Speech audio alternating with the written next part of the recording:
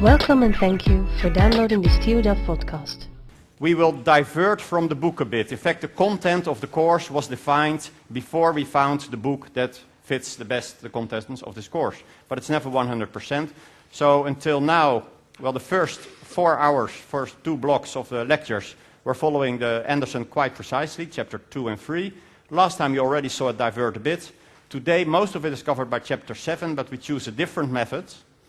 Main reason is that what we show here today is a simpler method to look at it than what they do in chapter 7. So if you try to study chapter 7 in advance and you thought it was quite complicated, you're right. We'll do it slightly simpler. Important topic, I said, for aircraft, for aeronautics, was also the opinion of Wilbur and Orville Wright. They said at some point during the development of their Wright Flyer, they already had the engines, they had knowledge of the airfoils, of the wings, how to generate lift. But the last problem they had to crack before they really could fly was the balance and control. And that's basically what they stated here when this one feature, balance and control, as they called it, has been worked out. The age of flying machines will have arrived. For all other difficulties are of minor importance. Why is it so hard? That's mainly because of the dynamic aspect, the fact that the time axis plays a role in it. So even if in a static case you can balance the forces, as you saw in the last lecture, then you still might have a very unstable aircraft, so you won't be able to enjoy that equilibrium for very long, because you will crash anyway.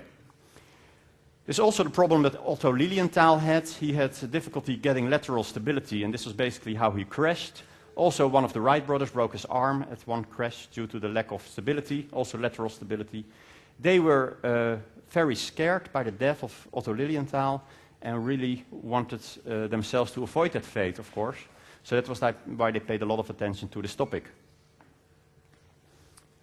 Theodore von Karman talks about a spin, one of the most dangerous situations you can end up in, because it's very hard to get out of. You don't notice how you get into it, it's very hard to get out of. He compared it to a love affair. He was never married himself. I don't know if that means he had a lot of experience in this or less, I don't know. Also, it's still today, it's a hard topic. I mean, you would imagine, you see 2 aircraft here, you can hardly make out the left one, but you will very soon. Modern aircraft, and where even then, if you prove theoretically everything is right, with simulation and analysis, you go to the real test, it's still a hard problem. Let's see if these pictures work. It's always a surprise. Some days they do and some other days they don't. Here, YF-22 or 23 prototype. I hear sound, you don't. Tries to land, and at slow speed, everything becomes extra critical. Well, let's just... Oh, what does he mean here? Microphone line in, wrong jacket. Here, this one then. Cancel. Crew malfunction sends Morgenfeld's aircraft into a violent oscillation. You could see him going up and down very rapidly just before touchdown. After skidding in flames for more than a mile, Morgenfeld walks away unharmed. Pilot unharmed. That's not what you can say about the plane. You could see that at slow speed he suddenly started diverting, and that is basically what due to a pilot-induced oscillation, as they call it, PIO. Not that the pilot was doing like this to get the aircraft going like that, but he just responded automatically to the deviations that the aircraft had. So the aircraft was unstable, and he tried to correct, but then overcorrected and tried to correct again, and in this way, together they formed an unstable system, pilot and aircraft. Also, tilt rotors, very dangerous aircraft, and you can see that even there. Similar situation. And I think even here the crew survived. Of course, these accidents happened very close to the ground. So, not an easy topic, apparently, stability and control. Let's look at the pioneers, how they tackled this. For them, like Orville and Wilbur Wright said, it was a difficult problem to crack. You could see 2 different approaches in the old days. between the European and the American pioneers. European pioneers tend to make their aircraft very stable and therefore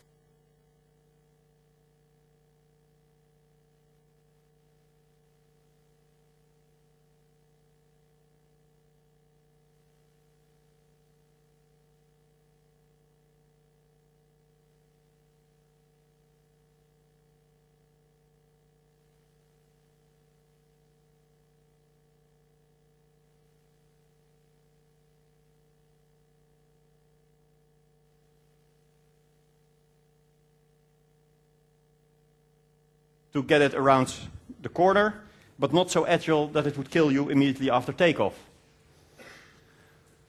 So you see that they moved around the canards and the directional controls and also the ailerons. In this case, you cannot see the ailerons because the Wright Flyer used wing warping as aileron, which means that there is a line somewhere, hard to see. But if you pull on the stick, you would bring down the tip of the wing on the backside, and in this way you would control the aircraft. Oh, here you see it again. By just reducing the lift on one side and increasing on the other side, you can start a roll. What you basically control is the roll rate, so the rate of roll, not the roll angle. So it's very different from making a turn in a car, where you keep the steering wheel like this all the time during the turn. In an airplane, as the flight simulator gamers will know, I'll need one of them later, you pull to the left, you turn the aircraft a bit, you increase the lift force, and in that way, without extra lateral control, you pull yourself through the turn. And you roll back after the turn. Also the spin, we recently celebrated the spin centennial in Haarlem. The spin also had wing warping for roll control. Very dangerous airplane. The reason why we did not fly around the church one more time a century later was because we still thought it was too dangerous. Then it was Leon Lavasseur, the first one who came with a different type of ailerons, which basically just controls surfaces at the edge of the wing, controlling the aircraft like that. It was a real breakthrough then. This has been basically the model that we have been using ever since. Funny thing is that today we are discussing for new aircraft morphing wings with smart materials which you can electrically deform. We might return to the age of wing warping again because there are some aerodynamic benefits. So what other controls are there? Here are the standard ailerons. If you look at any airplane, most of the time the outward side is the aileron, the inboard side are the flaps. Sometimes all surfaces work together in more complex flight control systems. Other control surfaces, the elevator, which takes care of the pitch control. This is the roll control, pitch control. And the yaw control is done by the rudder, though they do not work fully independent. If you move the aircraft laterally, you in general will want to control both with the aileron and the rudder to avoid the aircraft from slipping through the air. If you just push the rudder with the pedals, that feels, very bad if you're in the aircraft. It's not very comfortable. In modern airliners, you often have the yaw damper in there, which will also control the rudder to avoid slipping maneuvers with the airliner. This is, by the way, a Spitfire which has clipped wings for low-level flying. And of course, the other control is the throttle. So in total, you have 4 degrees of freedom, you could say, in your controls. You have the elevator for pitch, the rudder for yaw, aileron for roll, and for forward acceleration to change the speed, you can use the throttle. Those are the 4 basic controls of the aircraft. And of course, the aircraft can move in 3 directions and has 3 angles around the 3 axes as well. So with 4 controls, you can manage to control an aircraft with 6 degrees of freedom, which is a funny thing if you think about it. I saw a question there. Slipping. Slipping is if you fly the aircraft with a relative to the airflow with the angle to the side, horizontally. So then you have more drag. It's often done by gliders, for instance, during the approach. If they want to brake, you often see them just pushing the rudder and the aircraft, sort of drifting with cars. You call it drifting, right? With But it is indeed, you create a slip angle, and then you have airflow from the side, creating a lot of drag. Drifting itself, in aircraft refer to when the airplane moves different from its heading relative to the ground, so caused by the wind, for instance. Is that something that happens during the crosswind landing? Yes, during the crosswind landing, you want to slip on purpose because you want to align the nose with the direction of the runway for the wheels, while aerodynamically, if you have a crosswind, you need to steer up with a drift angle, basically, to make the aircraft flow go straight ahead. So then you need to slip, but to avoid going sideways, then you also need to roll to compensate that again. But then if you look at the airflow around an airplane, you slip. But this is way too complex. We're first going to look at a longitudinal static stability as an example. And the lateral cases are quite complex. You have side slips, drifts, indeed, controlled turns or slipping turns. That's a bit too much to deal mathematically today. Here we see the controls were for quite some time controlled by real wires in the aircraft. You can still see in many aircraft, small aircraft, you can see wires pulling the surfaces via levers, basically. Well, here are basically the connection, how you control them, how they are pulled. And this also has consequences for the sign conventions that we use.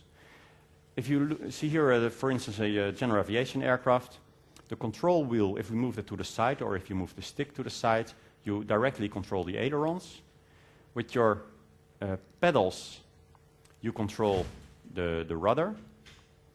And with the pushing it to the front and back, you control the elevator, both for the stick or the control wheel. Well, the funny thing is, if you see here, you see the cables running from the side of the rudder to the pedal on the same side, which makes the rudder control for some people less intuitive.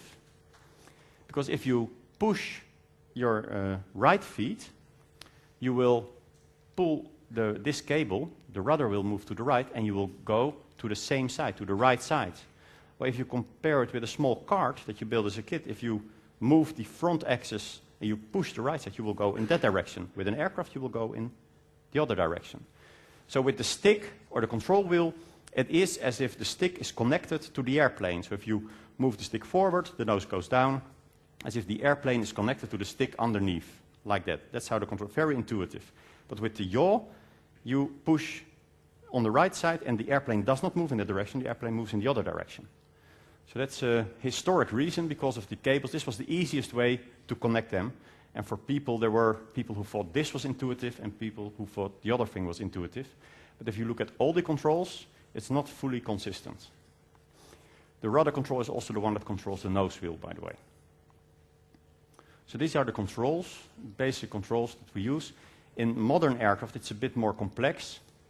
You often have computers in between, which add stability if the aircraft is not stable, or take care of avoiding a slipping angle, and that kind of things. And also, in this case, you basically, in the end, you have cables controlling the surfaces, but you also have a computer connected to the same cables for the autopilot who wants to control the same surfaces. And it gets more and more complex if you go to modern aircraft. In today's fly-by-wire aircraft, as they're called, the wire referring to not cables but electrical wires, you basically have a computer in there who can give you a certain feeling that you control a very stable aircraft or very agile aircraft, while the real aircraft may have completely different handling qualities. And that what the computer then does is translate what you would like to do to what needs to be done to make the aircraft move in that direction. So here is a complete aircraft model inside the controller taking care of the right properties.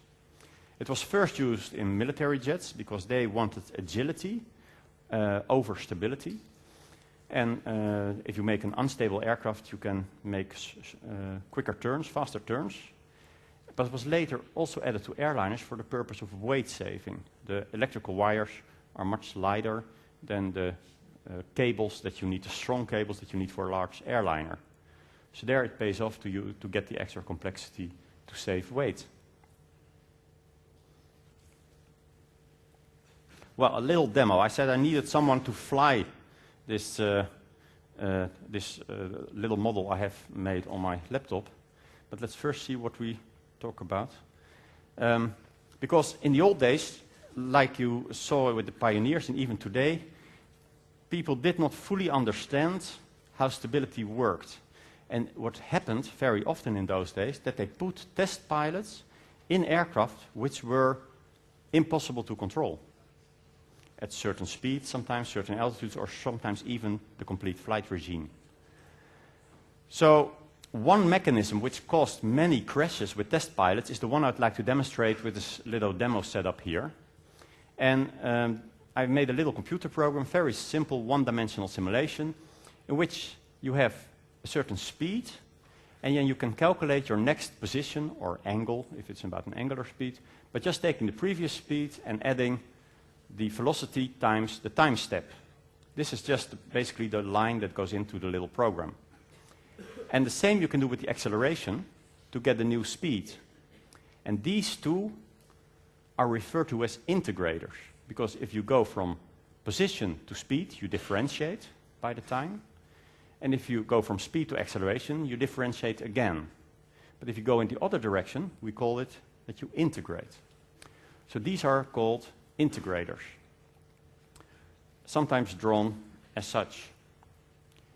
Having the acceleration going into an integrator gets the velocity. The velocity into an integrator gets the position. Well, what we now do is we show the effect of having integrators in your control loop. A very intuitive form of control is that we directly control the speed, for instance, and that we want to keep the aircraft at a certain place or angle. In that case, we basically control the rate, and this is very easy to do. You move up, the position changes up. You move down, the position goes down. You stop, it stays the same. So this is a loop with one integrator, which I've called mode 1. And you can just observe the position and feedback. Another way to do it, which I call mode 2, is have two integrators in there. Here you control the force or the acceleration on the aircraft. This is closer to real-life control of an aircraft. You control the change of the thing you want to control. Two integrators. Well, in the old days, they even made aircraft which had 3 integrators in there, which are called mode 3. Now I need some subject to demonstrate the effect.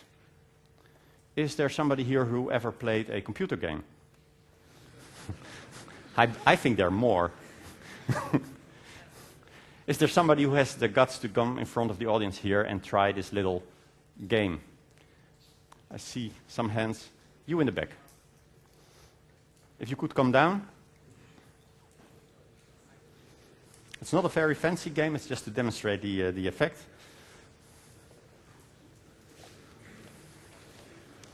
This is the control device.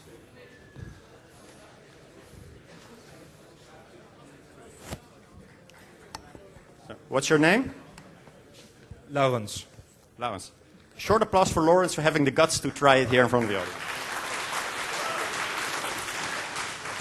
Okay, Laurens, I'll explain you what we're going to do.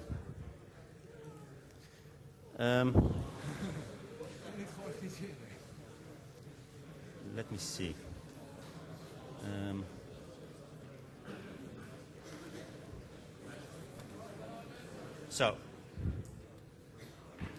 So this is the little game. You're going to control a two-dimensional model of an F-16 with mode 1, 2, or 3. The idea is to keep it in the center, in basically the blue sky, and avoid the black zones above and below the blue zone. Just try it first in mode 1.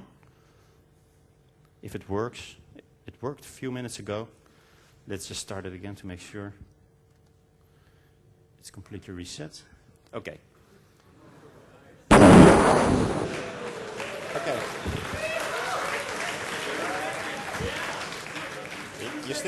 You still have to get used to it. Let's try again, mode 1 again.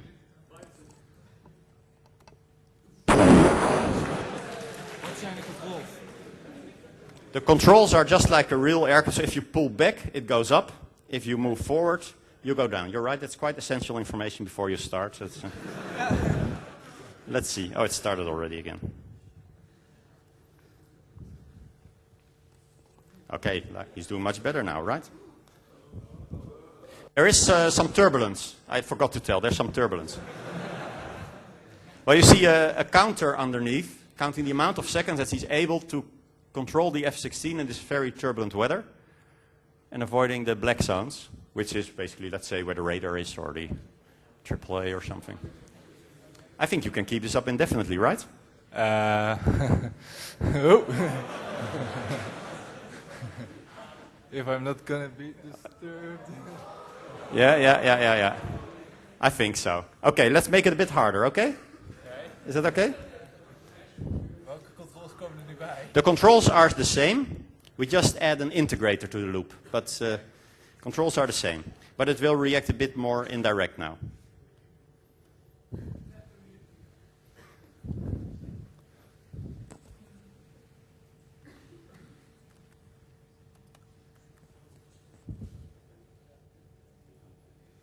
Acceleration, mode 2. You feel it's different now, right? Yeah. Harder. Way met je. Oh.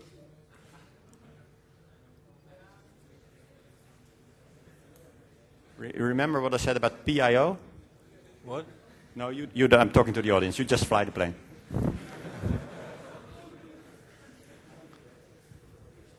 Well, not bad, not bad. So this is how most real aircraft fly, basically. They have a second order control, 2 integrators in the loop. I think you can keep this up indefinitely as well. Time to make it a little harder, don't you think? Okay. Well, it's not a problem if you would not be able to do it in mode 3, but let's see how many seconds Laurens can control the aircraft with another integrator into the control loop. Okay? Yeah. Yes, ready? Yeah, right. 3 integrators in the control loop.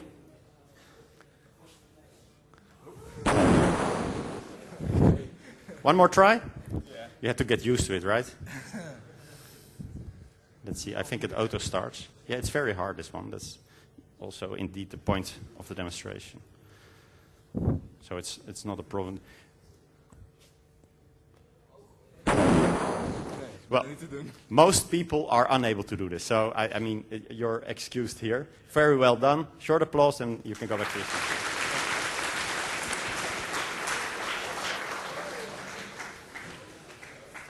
I'll put the game on the blackboard side, so you can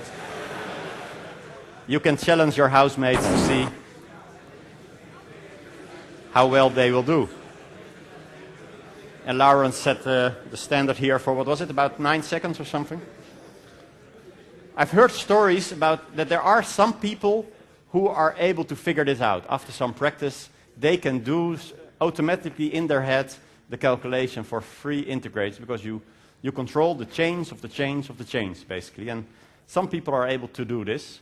And I've heard records of like 30 seconds flight with this.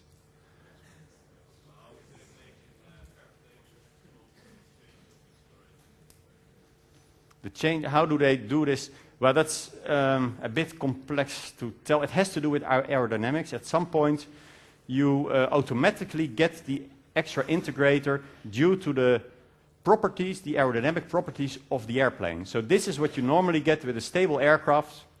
You control the acceleration. You induce a force, basically, or a moment. But sometimes you get an extra integrator, especially in low speeds. In fact, there is a famous example of the... why doesn't this work anymore? So we didn't only crash the plane, we also crashed the computer. I know. This is a flying body of with NASA did a lot of research, and in fact many of those crashed due to the fact that they had an extra integrator in their loop due to the flying properties of this vehicle. In fact, maybe your parents will remember the $6 million man or something, the man van 6 miljoen, as it was called in Dutch. This was a television series which, as their intro, ran a real footage of the crash of one of these aircraft in which the test pilot died. In the real story, he got a lot of bionic limbs and stuff, but in the television story.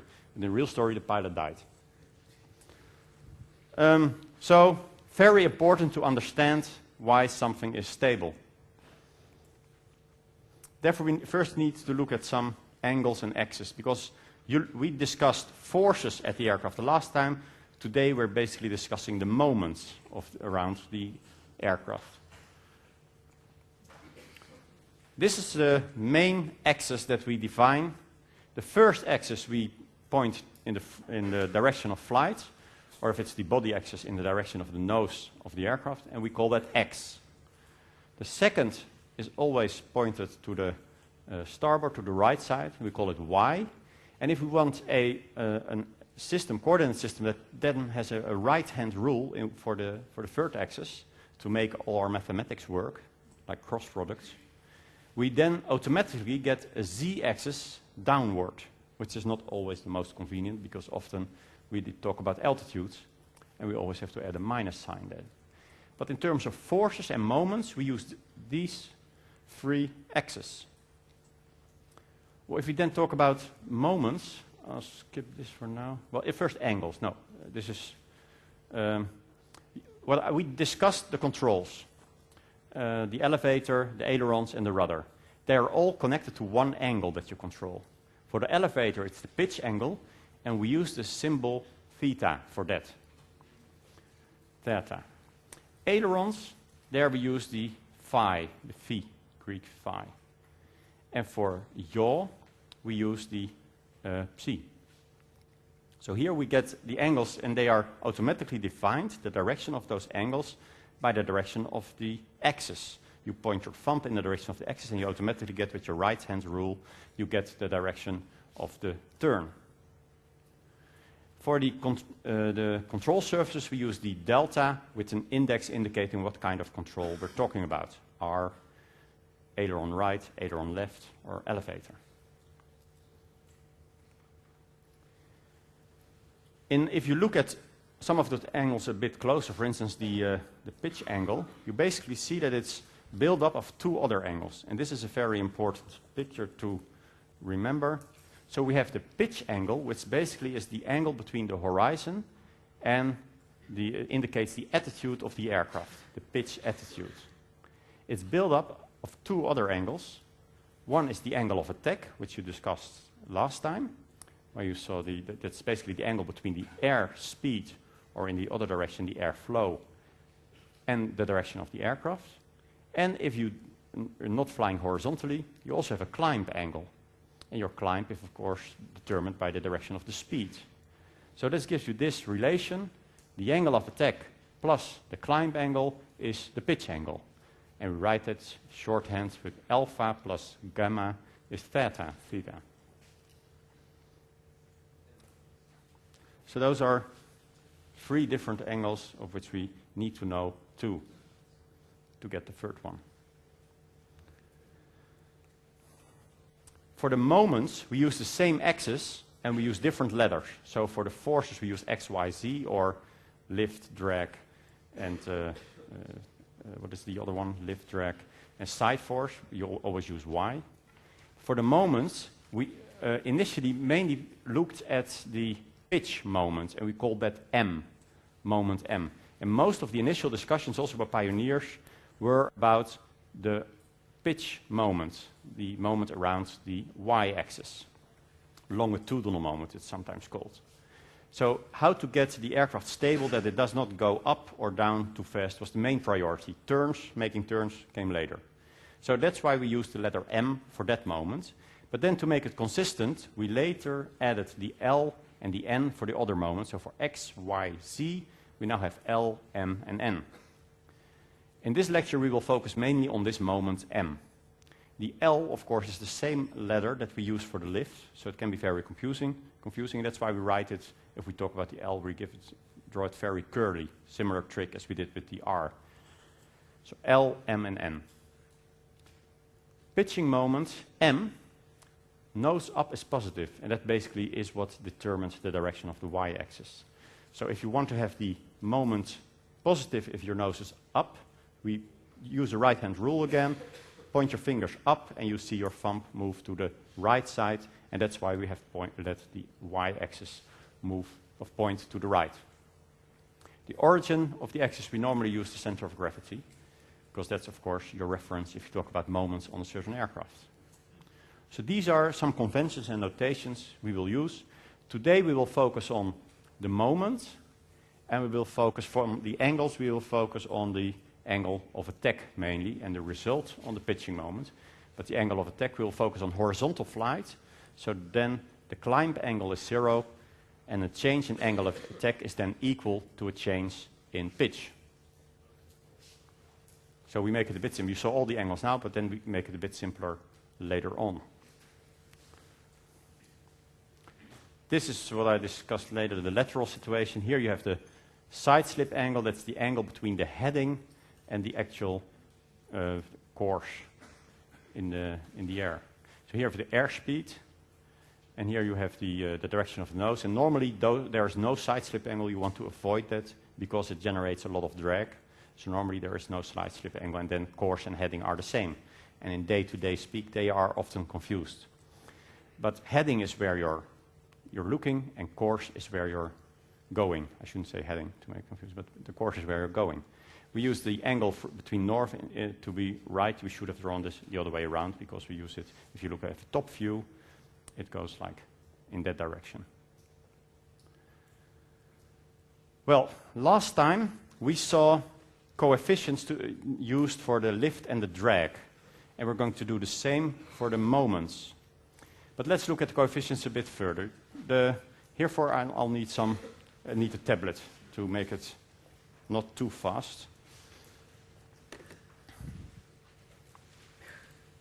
So last time, you got this relation. L is lift coefficient times half rho squared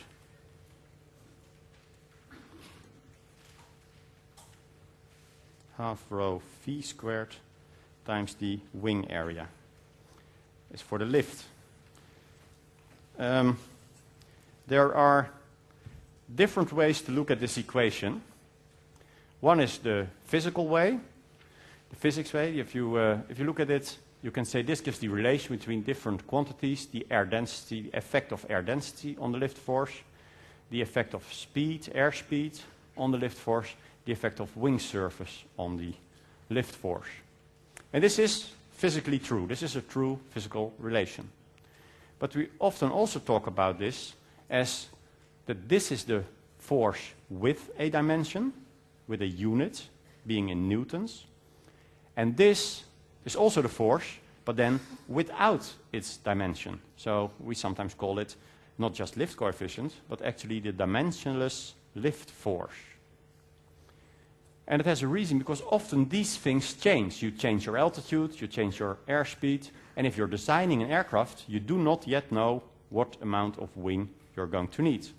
And you still want to see what's happening or what will be causing the different forces.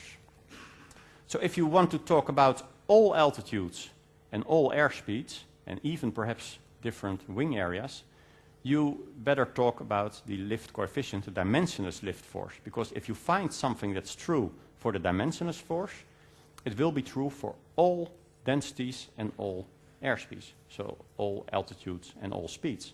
In other words, your complete flight envelope. So what does this mean? What does the CL stand for? If we here have the atmospheric situation here, the air density in there. Here we have the airspeed. There the area of the wing, surface of the wing. What are the variables that are captured by the lift coefficient? What were those? What makes, in other words, what makes the lift coefficient change? The airfoil, that's right. So that the shape of the wing, of the shape of the airfoil, generates a different lift coefficient, because that's not captured by the others. The other thing? Angle of attack, right.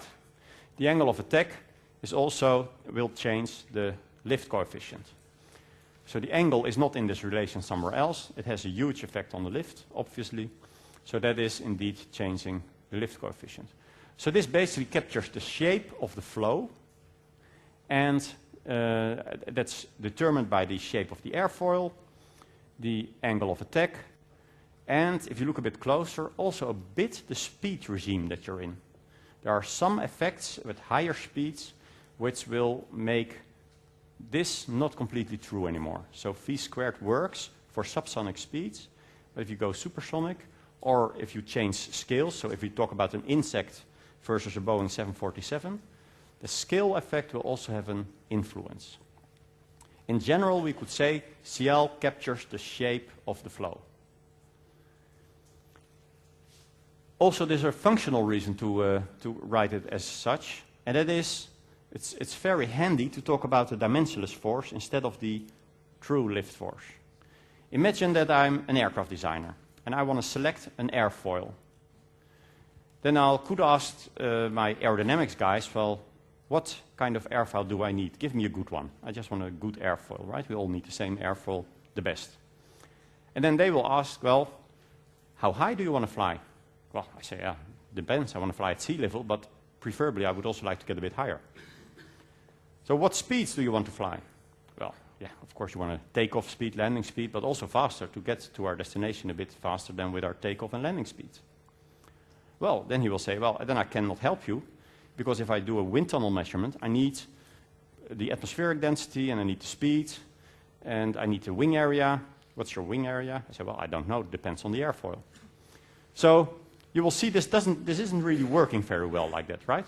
We're not getting anywhere there. So therefore, it's good to separate the problem and to say, okay, then, you know, I can tell the aerodynamics guy, well, forget about the density and the airspeed, I'll sort it out myself. Just give me the CL and CD of an airfoil, and CM, the moment coefficient, of an airfoil, and then show me how it changes with the angle of attack and for a certain scale which I have in mind. And then I can get relations, like you saw last time, CL alpha graphs, which will look something like this. We have the angle of attack on the horizontal axis, we have the CL on the vertical axis, and we will get something like this. So what do we see here? We see that if the angle of attack increases, we get a lift coefficient which also increases, but there's a certain limit to which you can go, and then the aircraft will stall, and the sort of flow will become chaotic and not generate a lot of lift anymore. It might even go to zero or below zero. If you have a good airfoil, you can also see that even if the angle of attack is zero, we still get some lift. And sometimes we talk about the absolute angle of attack, because then we just move the y-axis to the point where the CL crosses zero, and that makes it slightly easier to discuss CL alpha, a simpler relation. So CL alpha, CL is basically our lift force, and we can also see this as our lift force for this angle of attack, when ignoring what speed or altitude we're actually flying at. This will help me if I compare this with CD or with the CM to select a certain airfoil for my wing, but also for my elevator.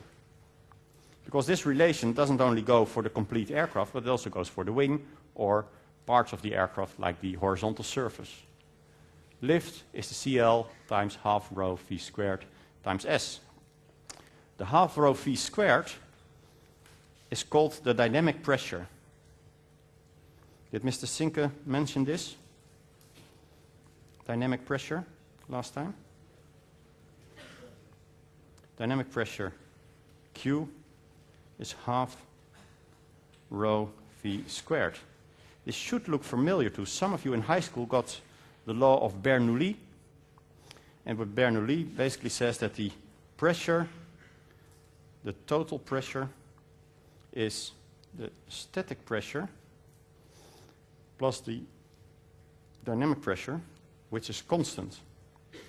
In other words, the P that you measure plus half rho v squared is constant along a streamline, along the flow, in the direction of the flow. So this is actually this is not just a general P, this is the static P, and this is the dynamic pressure. So if you look at this relation, you can see that if the speed is 0, then all we feel as a pressure is the static pressure. And if along a stream like this is constant, this also means that if you would put your hand outside a car window or plane window and you would stop the flow, then you basically at your hand make the speed 0, then you will feel the total pressure. And on the other side of your hand will be the static pressure of the atmosphere. So basically the net force that you feel at your hand is the dynamic pressure. So to get a feeling what the dynamic pressure really is, it's basically the force, the pressure that you feel if you stick your hand in the flow and you stop the flow completely. So that's called the dynamic pressure. It's a clear indicator for the airspeed. It increases quadratically with the speed, and is also a factor which scales all the aerodynamic forces and moments at an aircraft. So if v squared becomes twice as high, all the forces will be twice as high. And rho, of course, are directly the amount of mass that you feel, so there it scales linearly. So this is very important to keep in mind, the dynamic pressure. It's also used often to capture everything in one, but the pressure is not really easy to imagine. So putting a number to this doesn't often really give you a good feeling. So what we often do is that we say, if we have a certain dynamic pressure with the true airspeed filled into the equation, I can also say, well, this would be equivalent to flying this amount, for instance, flying 200 knots at 10,000 feet, feels, because of the thinner air, equivalent to 150, for instance, at sea level. So if we use a constant density, the atmospheric density at sea level, and we equate this to the real dynamic pressure, we can calculate the equivalent airspeed. And then there's something we can really imagine. So an aircraft flies always the same with the same equivalent airspeed, because that indicates the amount of dynamic pressure that the airplane feels. So this also means if you go higher in thinner air, you have to fly faster to get the same flow, which makes sense. We could also write this the other way around. We could say equivalent airspeed is rho divided by rho 0 times t and the square root of that, the true airspeed.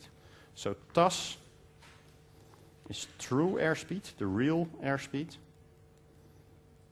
and equivalent airspeed, EAS, is the one that basically for the flow is much more important. It doesn't really matter that your real airspeed is 200 knots. If the aircraft has a stalling speed of 150 knots, it will stall anyway, because those stall speed was calibrated at sea level.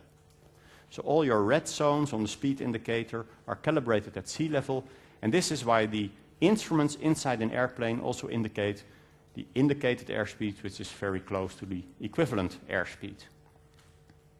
There's only some instrument effects between them, but we'll leave that out for them. So in our lectures, we will say the indicated airspeed in a plane, even in modern planes, is the same as the equivalent airspeed. It's not completely true. There are some effects of how we measure airspeed in between, which will be dealt with later. But for module A, B, and I think for all of the course, we say IAS is EAS. Indicated airspeed is equivalent airspeed. But it's important to keep in mind that this stands for the dynamic pressure. And this means that if you have, for instance, a CL that is 1, CL that is 1, that is a normal value. Often the CL maximum is even above 1. So if we have a CL that's 1, 1.0 here at some point, then imagine what that means. That means that the lift force that we get is basically equal to this, which basically means that it would be the same if we would use the complete wing surface, which is now put horizontally, if we put that vertically and stop the flow with that wing surface, stop the flow completely, then that force that you would then get is the same as you get with the lift force when the CL is 1, which is a sort of figure close to a CL max. It's often 1.4, 1.6, those kind of values for CL. But imagine what an enormous force, lift force, we can trigger if you have a CL of 1. The same as the complete force if you would just put the wing out in the flow and stop the flow completely. The flow that you feel if the wing was perpendicular, the force that you would feel if the wing was perpendicular to the flow. So that's the real meaning of CL, and we need to know that we can just regard this as the lift force, but then without dimensions, because if you calculate the dimensions of all of this, you already get newtons. So it has no units, which is not very strange, because it captures a shape, and that doesn't have any units. So if you put in kilograms per cubic meter, meter per second squared, and squared meters here, you would get kilogram times meter per second squared, which is the same as Newton. So if we talk about a dimensionless lift force, we talk about CL. And that's what we will use in the second hour to calculate in our stability calculation. So let's take a little break now.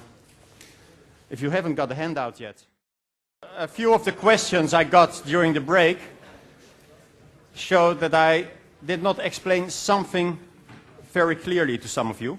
So, once more, it is not true that the lift coefficient is 1 if you have the wing perpendicular to the flow. Okay, it will be very, very much less. What I tried to say is that normally this is around like 10 degrees or something. So if you have an angle of attack of around 10 degrees, you will have a lift coefficient in the order of 1. Of course, this depends on the airfoil, but this is around, gives you sort of the order of magnitude. So it's very minimal angle of attack. Well, 10 degrees is still a lot for aerodynamics. But just to give an idea of the magnitude of the force, it would be the same as if you would stop the flow, so you would need a shape more like this, I guess. The force that you would feel as a drag if you use a sort of container that has a similar surface in the back as the surface of the wing. So that's what I meant when I said if you put the wing perpendicular in the flow, then the horizontal force you would feel has the same order of magnitude as the lift force that you feel when you have a CL of 1. Just to indicate the intense force, the huge force that you feel when you only have a fraction, like 5% or something like that, of the drag. Remember CD over CL ratios that were discussed in the last time. So something like 0.05 is then the drag coefficient when you have a CL of 1. Okay. Now if we then look at CLs and all these coefficients in a different way as dimensionless forces, you basically would say this is our dimensionless lift force, and it's defined as the real lift force divided by half rho v squared times s. Same for the lift force of the horizontal surface. We'll use the notation h added to that. And this is the lift force of the horizontal surface and divided by half rho v squared, but then also the surface of the horizontal surface, the area of the horizontal surface. This because when the aerodynamics measured this airfoil, they of course didn't know whether you were going to use it for a horizontal surface or for a wing or for a rudder. So they gave it for a wing which had that airfoil with that area. Also would like dimensionless unit, because then it's true for all altitudes and all speeds. So there we also use the same trick, but of course a moment is in Newton meters.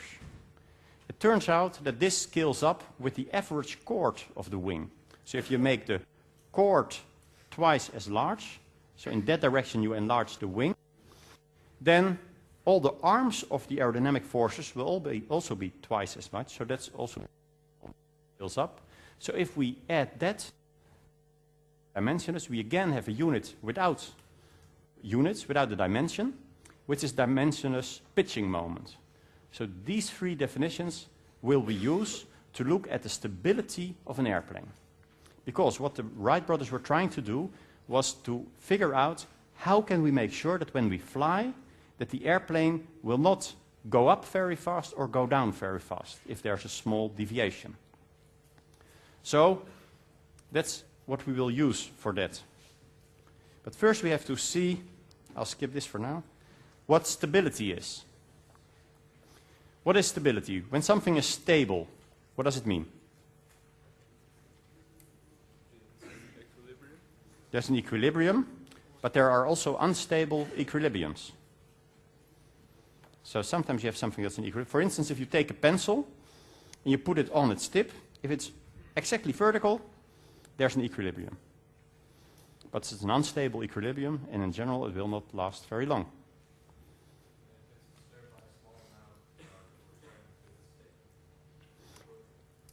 Yes, that is indeed a definition which we can translate to mathematical properties. So if there is a change out of the equilibrium, so here's an equilibrium.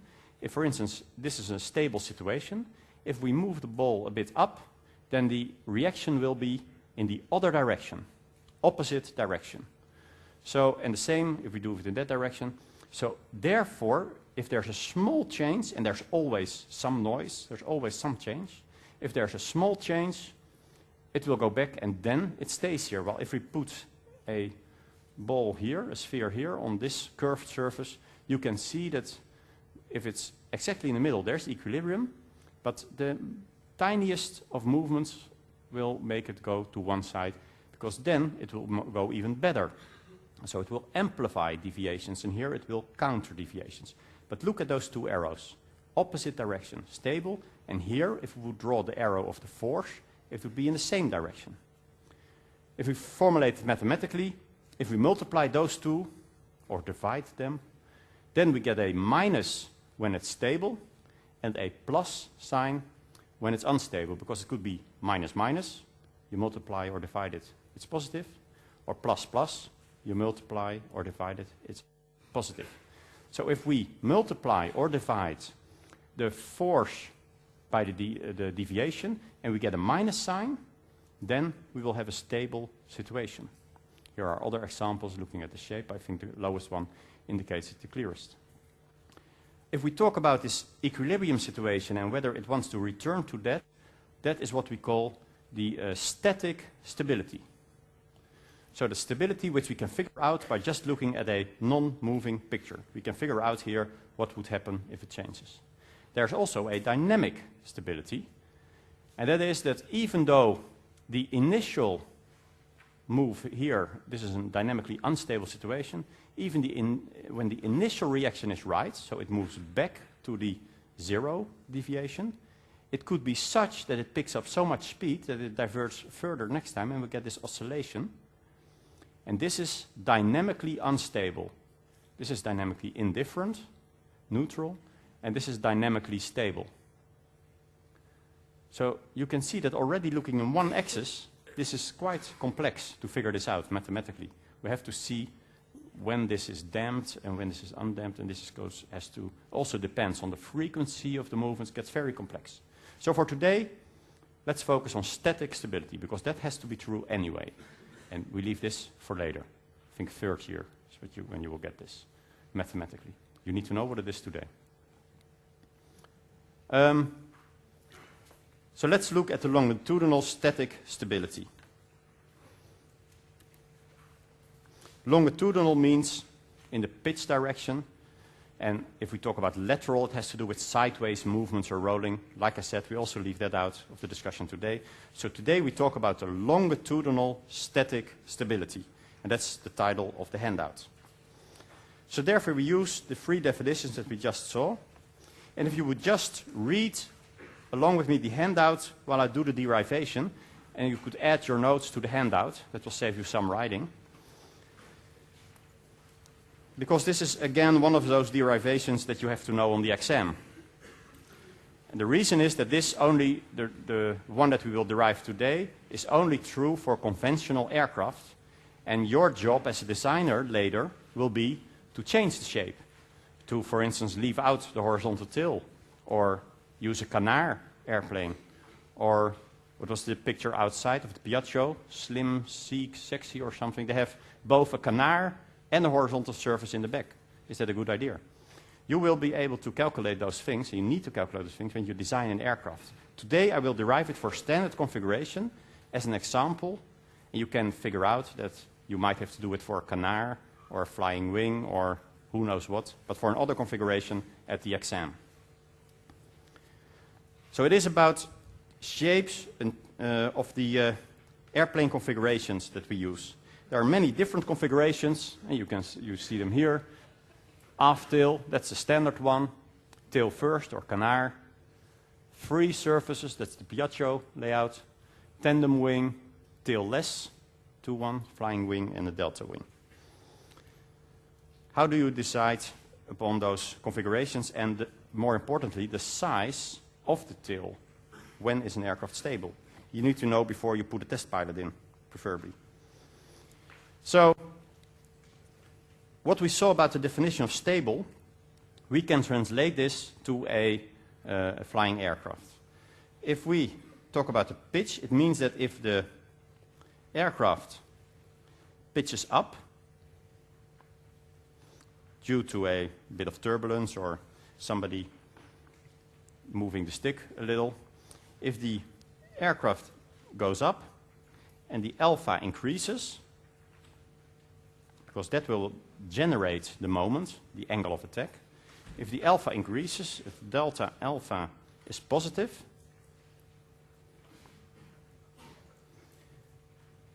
then remember that the y-axis is pointed away from us in this picture, and the standard convention for moments, for plus moments, is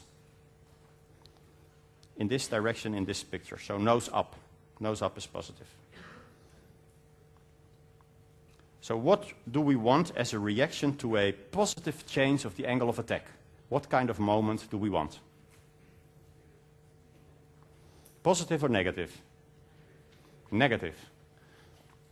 Yes, has to counter the direction. So if delta alpha is larger than 0, then we want a delta, a change of the pitching moment, smaller than 0. And the other way around, if the change of angle of attack is smaller than 0, plane moves down. What kind of moment do we want then? Positive or negative? Positive, larger than 0. In other words, we could say that the change of the pitching moment divided by the change of the angle of attack has to be smaller than 0 for a stable aircraft.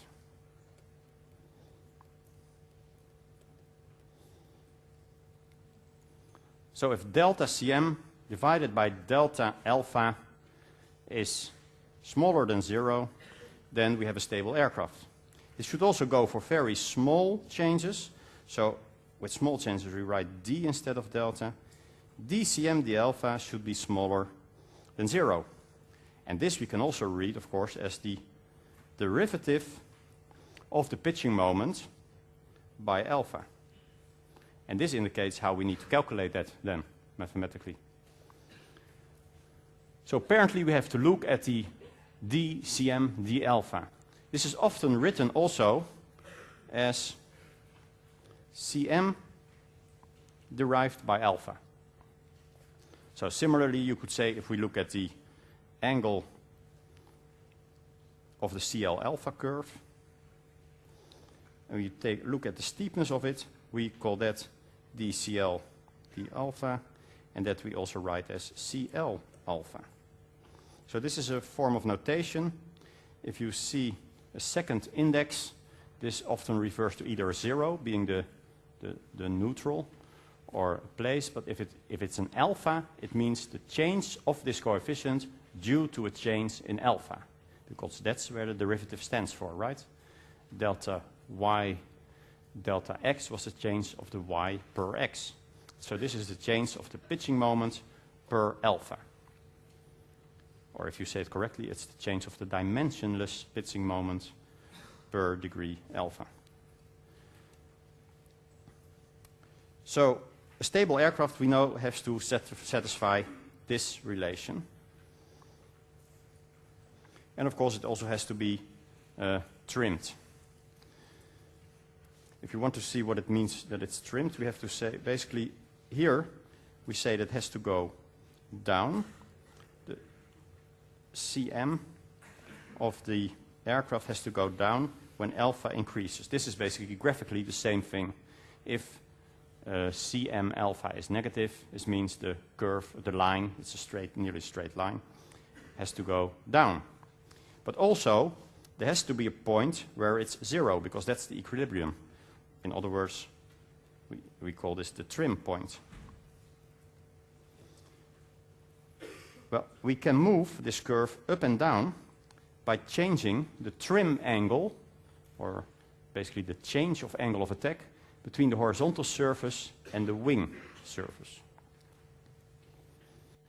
So, but to have a stable equilibrium, we first need an equilibrium, so there needs to be a trim point, and we need a line going down. You could also say that when the lift is 0, I mean this goes up with the lift, right? The CL will also go up in that direction.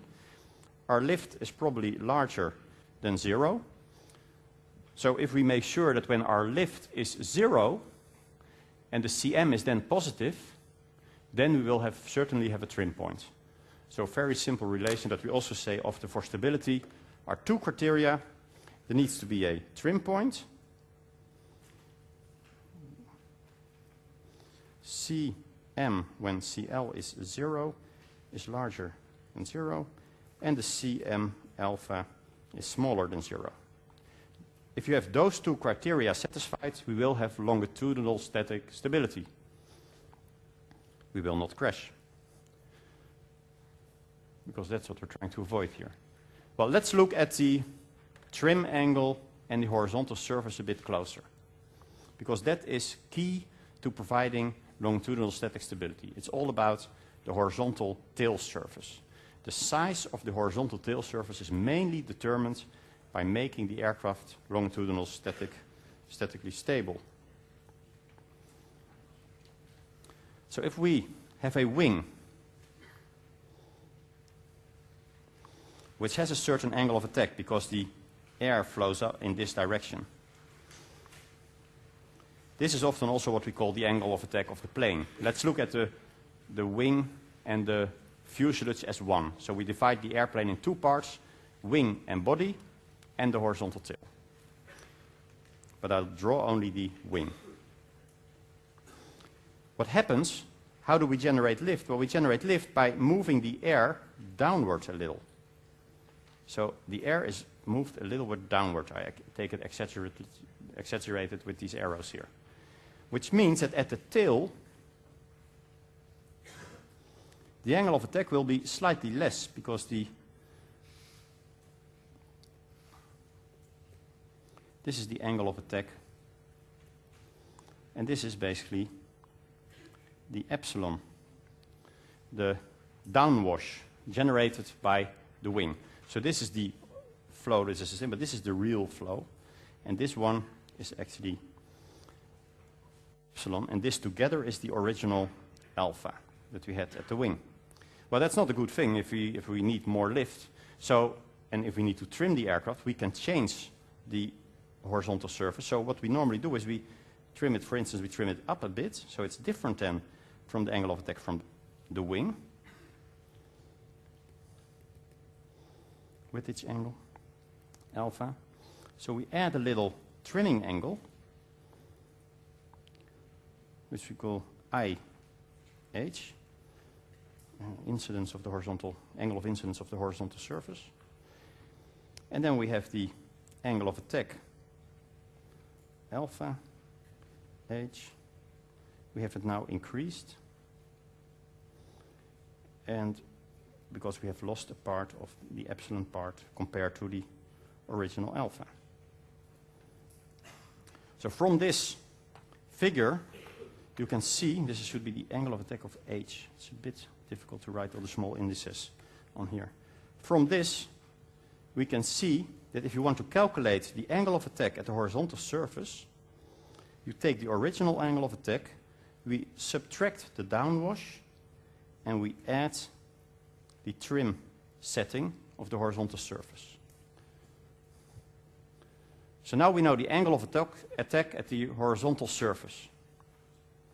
And that's something we need, because we are going to look at those two surfaces later on. It also means that if we change the angle of attack, that the angle of attack at the horizontal surface, if we have a small deviation from our stable situation, that it will have a different effect on our horizontal surface. If we can see the change of angle of attack at the horizontal surface per change of alpha. So if alpha changes, what happens then to the horizontal surface angle of attack? Just by differentiating this equation to alpha. Well, alpha becomes 1. Epsilon, well, we do not know the exact properties, but let's call it the epsilon, the alpha. What happens with the angle of incidence? Well, if there's a small deviation, we assume that the pilot doesn't start turning the trim wheel immediately. Right? We're looking at the airplane hands off. It has to be stable without control of the pilot. So it won't change. The DIH, the alpha, is 0. So which means that we can keep this relation if we want to know the change at the angle of attack, of the horizontal surface per change of angle of attack of the whole aircraft. Clear? No. What is not clear? Why we need it, I will show you later, but is the relation clear? What it means, is that clear? Sorry, first in the back, then I can. What exactly is the downwash? The downwash is the effect of having a wing in front of you. A wing generates lift, and it does so by pushing air downwards, which means that the direction at which the air is coming at you has already decreased a little because of the wing. And the difference between those two angles of attack is what we call the downwash, epsilon. And you can imagine that if you have a different angle of attack, you will get more lift, so you get more downwash. So this number is generally positive. And of course, if the tail is very, very far away from the wing, you will have less downwash because the flow will have recovered a bit already. Why do you say that the IH divided by the alpha is 0? That is because the IH is nothing else than the angle that the pilot has set the horizontal surface to with his trimming wheel to get an equilibrium without having to pull the control column all the time. So the pilot is flying, he notices that he has to pull all the time to keep the aircraft straight, then he will turn the trimming wheel, so the force will go away, and what it does basically is it sets the complete horizontal surface in a little angle up or down. And it doesn't move when the small deviation of angle of attack, for instance turbulence or something, causes something, it doesn't move because the pilot is not turning the trimming wheel immediately. At least we assume that he is hands off. There was a question there? Answered already. So this is very important to understand what we do when we differentiate, when we calculate the derivative of alpha h by alpha. It's always this notation from d alpha h, or dcm, d alpha. It's not just one property derived to the other, differentiated, but it's also the change of this value per change of the other. So this is just something we have to do before, without knowing why yet, but that's something we will encounter when we will try to figure out how do we make the Cm alpha negative. And therefore we use the picture, it's also in your handout on page 5. We have to look at the complete configuration, so we take the horizontal tail, we have a lift of the wing, L, we have a lift of the horizontal tail, LH, and we have the weight in the center of gravity. Let's draw it in the middle between the two wings. And then we know that there's always a moment when you generate lift with a wing. One of the problems of a flying wing is that when you increase the angle of attack, the moment changes, and you basically need to counter it with, for instance, a horizontal tail surface. So this is what we call the moment, and we take it around a point that we call the aerodynamic center.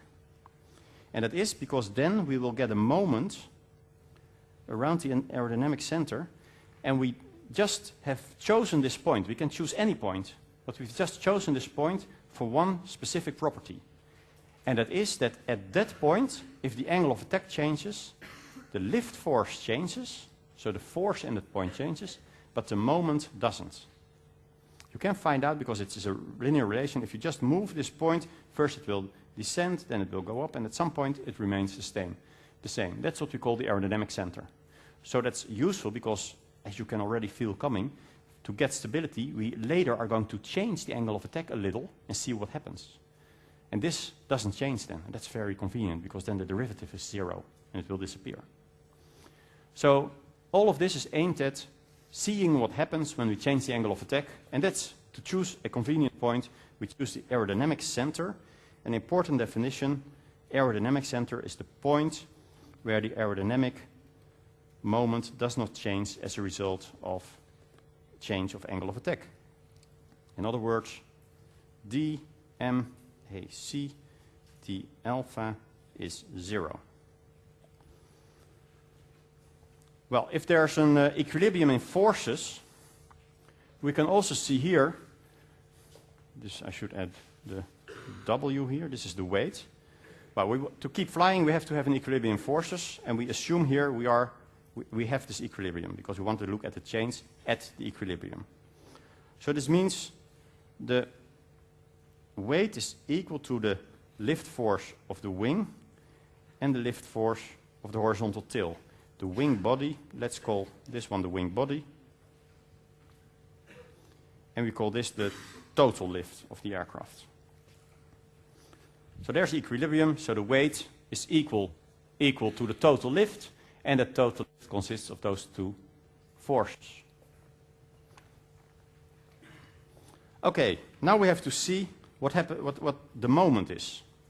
Well, to have a moment, we have to look at the arms of the different forces. Well, we use the aerodynamic center of the wing as a sort of reference. And the difference between the center of gravity and the aerodynamic center we call LCG, and the difference between the place where the horizontal surface acts we call LH. There is no moment drawn at the horizontal surface. Does anybody know why? The moment of an airfoil happens when there is a camber in the airfoil. Remember last time when we discussed airfoils that there is a certain camber? That causes the moment. When we have a symmetrical airfoil, there is no moment. We can choose a point where the moment is 0 and it will remain 0. So at the aerodynamic center of a symmetrical airfoil, there it will remain 0. So we can leave out the MH there. The only moment we get from the horizontal tail is the lift force times the arm.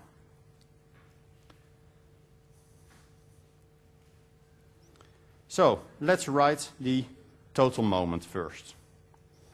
Total moment around the center of gravity. Well, that is the moment around the aerodynamic center.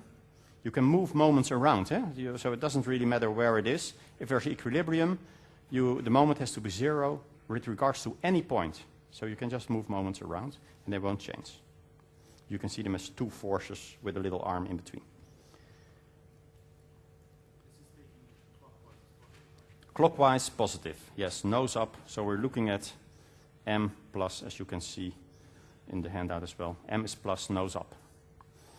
So then we have to see what the lift is of the wing. It is also positive. Wing body times LCG, that's the arm. And we see that the lift of the tail is negative, and we cannot use LH there, but we use LH minus LCG. So this is the total moment around the center of gravity of all the aerodynamic forces. So is all clear?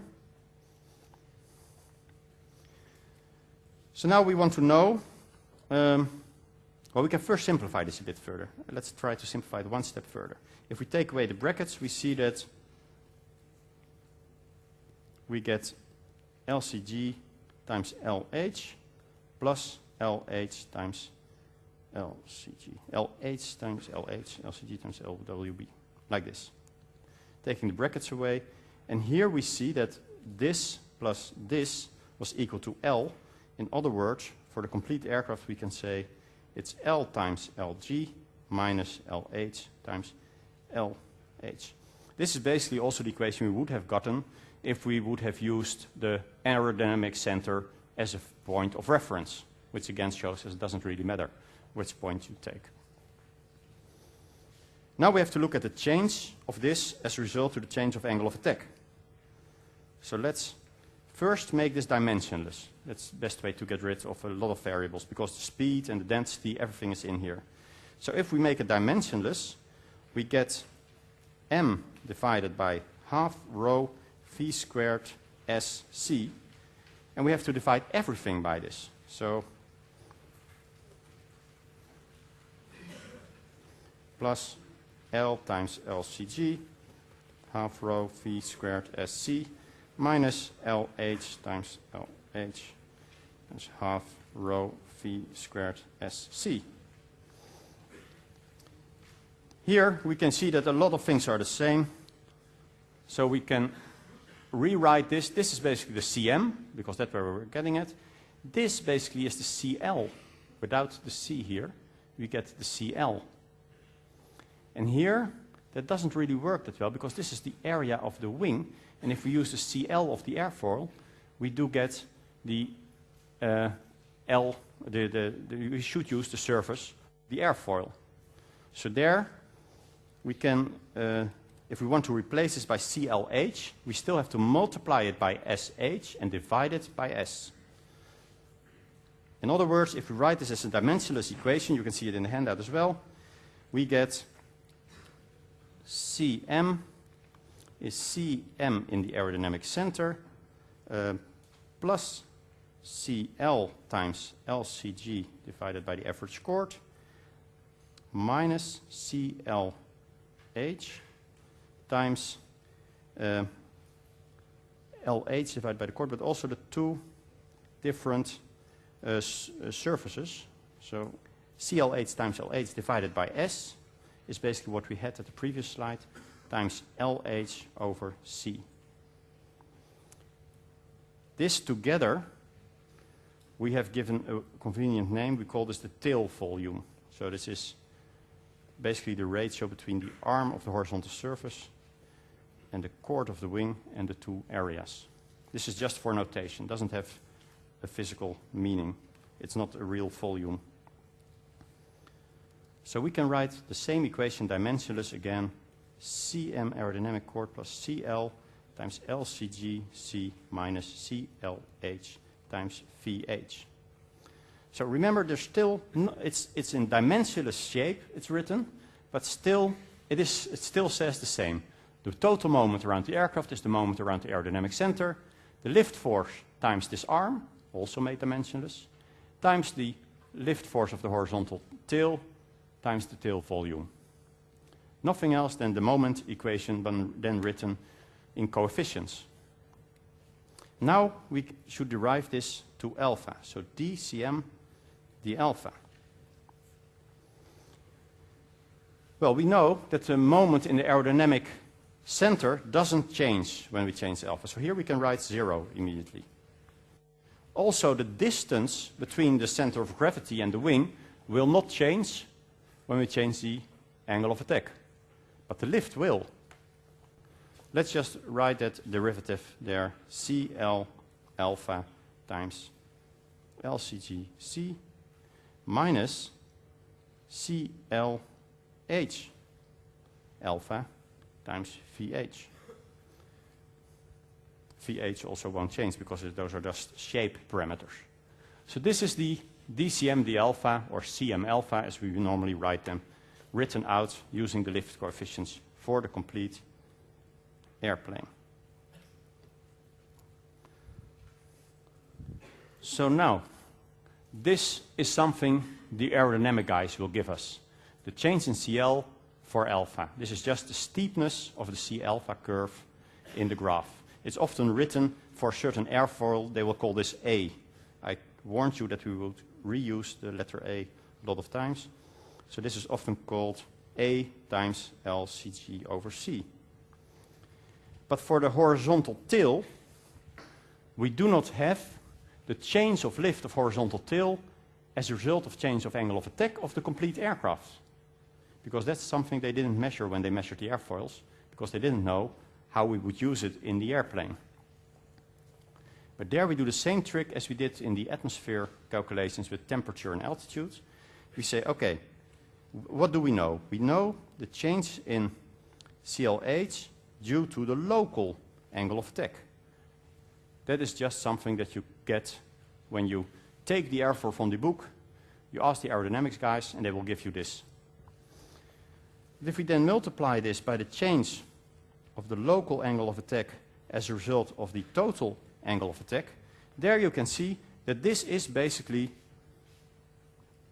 all of this is the same as the one that we're looking for here. Now you see why we calculated this in advance. Because this, apparently, we can just get out of the book, a property of the airfoil, and this we have calculated on the 2 slides ago.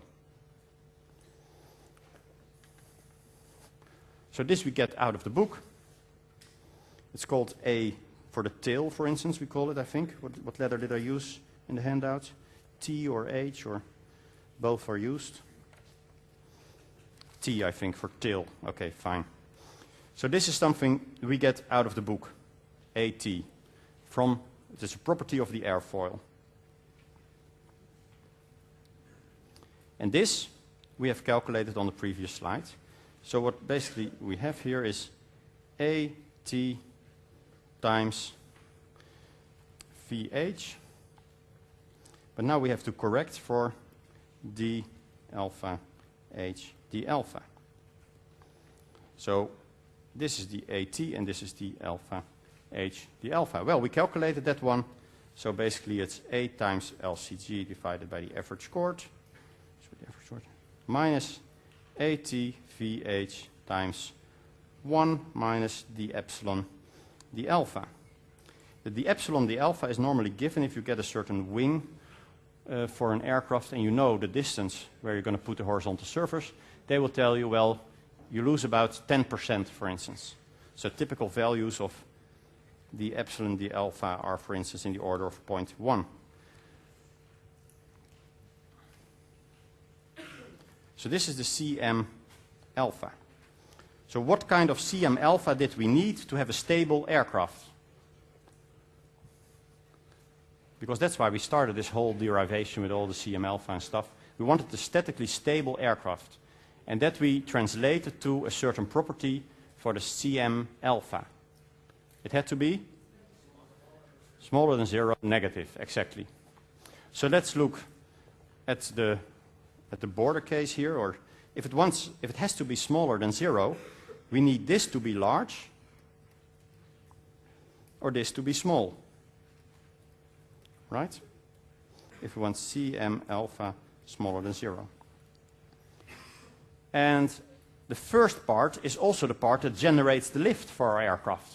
Look, it's the change of lift as a result of angle of attack. So the performance guys will say, no, I want this to be big, not to be small. And then the stability guy goes, no, you should keep it really small, make a huge tail, it will be much stabler. Yes, sure, but we also want performance. So that's again balancing two properties. In other words, if we look at the borderline case, we say CM alpha. So it's just neutral points, you could say. If we look at neutral stability, we could say CM alpha is 0. We get basically that this relation, so 0 is A times LCG over the chord minus ATVH1 d epsilon d alpha. In other words, we could also say that the center of gravity has to be within a certain range to keep the aircraft stable once it is designed. So imagine we already know what the aircraft looks like, then we still can play with the location of center of gravity. So in this case, when it's 0, if we put it to the other side, let's move this to that direction and then revert it. Say A LCG over C is equal to ATVH1 minus the epsilon the alpha. So then it's on the edge of stability. It's neutral stability. In other words, the LCG over C has to be ET divided by EH, my 1 the epsilon the alpha. This point is called the neutral point. And it had to be, it's in this vector that had to be small, remember? So we say that if the LCG is smaller, LNP is smaller than the LNP, then we have a stable aircraft. And in normal language, this means a front center of gravity, moving the center of gravity more to the front makes a more stable aircraft. It doesn't have to be before the wing. It can be in between the horizontal surface and the wing, as long as it is not too far back to cause instability. We're nearly running out of time, but as a last demo, you got this paper full of very complex formula. You know, all the matrices, stick, free, static, longitudinal stability. This is how we explain it to third-year students. So you got this because you need to fold an airplane of it right now. And then I will demonstrate the effect of the center of gravity. So try to make a paper airplane out of this once you've finished writing. To the best of your knowledge, a stable aircraft, and I need 2 volunteers here. Can I, yeah, it's on the corner, it's always a risky position. Can you two please come to the front? Without the airplane. Fold the airplane, don't throw them yet, because I want to explain something using that. Okay?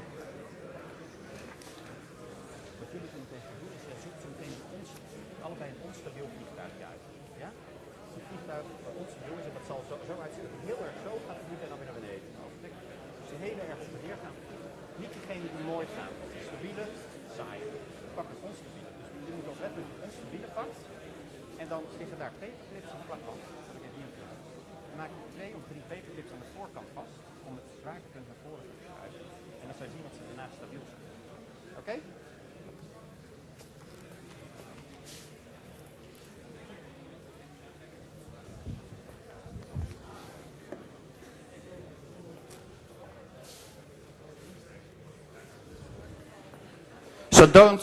So don't study those formula, right?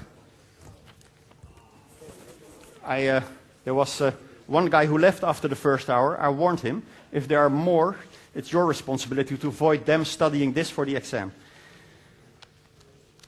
But, so, if you have folded your airplane, I have 2 plane catchers here in the front, and they will pick out an unstable aircraft. Each of them. And then we will change the center of gravity to make it stable. But of course, if you all did your work correctly, they won't have any work. So I also make an airplane, which probably is unstable. Okay. So are you all done? Beautiful designs. So I'll count to 3, and then you all throw them, and you will catch 2 unstable aircraft, okay? Throw at them a bit, or a bit here. And I said 1, 2, 3, go.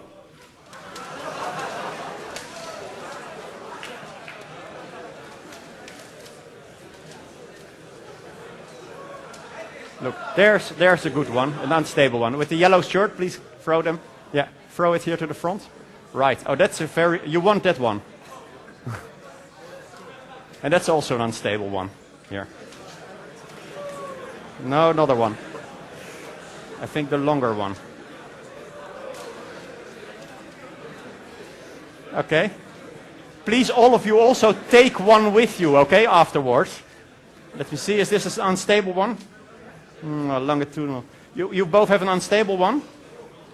Yeah. Way too good, most of them, right? Okay, just add. This one is also unstable. Okay, now we're going to add 2 paper clips to the front. And then the center of gravity will have moved to the nose. And then it should be stable. That's an unstable one. So if you ever, after this education, decide to be, for instance, a business consultant or work at a bank, then at least you can still use your knowledge, because you will probably have paper and paper clips at hand. And those jobs are, in my opinion, very boring, so you better then try to do something useful. Like trimming an aircraft. Let's see if you're able to make them stable. That one is now stable because it came flying down like this, and now it flies in a straight line. The lift could be better, but it's still stable. The unstable ones you can recognize by the one that make a flight like this, really going up and down, getting worse and worse until they actually stall. And then adding a paperclip, otherwise try it at home, should make it stable. Okay, there is some homework. Thank you very much. There is some homework as well, other than folding airplanes. Please try problems 7.1 till 7.6 and then 7.9. Then you will go through the same steps as we did today, but then with numbers, and try to see how this works. Please, all of you, take at least one of those paper airplane and put them in the container outside. That will serve safety concierges a lot of work. Thank you very much. Please visit our OpenCourseWare website for more information. See you at our next podcast.